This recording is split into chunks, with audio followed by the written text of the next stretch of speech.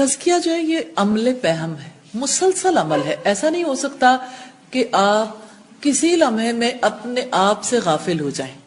جیسے آپ کسی کے سامنے جب جاتے ہیں، کسی مہمان کے سامنے، تو آپ اپنی ہر حرکت کے بارے میں کانشیس ہوتے ہیں. تو مہمان کو آپ عزت دیتے ہیں نا، تو اللہ سے بڑھ کر کون اس کا حق رکھتا ہے کہ اس کی عزت کی جائے؟ ہم ہر وقت اللہ کی نگاہوں میں تو ہیں. اس لیے ہر وقت اپنی طرف توجہ رکھنی، کوئی بات ایسی نہ ہو جائے، کوئی نظر ایسی نہ پڑے، کوئی بات ایسی نہ سنے.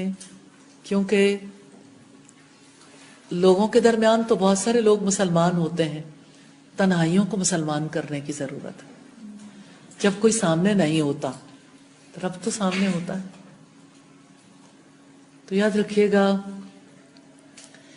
یہ جو رب کی نظروں کا شعور ہے نا، اور رب کو اپنے سامنے امیجن کرنے کا معاملہ ہے، یہی زندگی کو پاک کرنے والا ہے.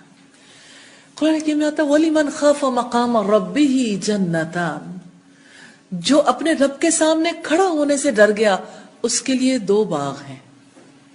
یعنی اس کو باغوں کی سرزمین میں بسایا جائے گا. تو ڈرتا وہ ہے جو امیجن کرتا ہے.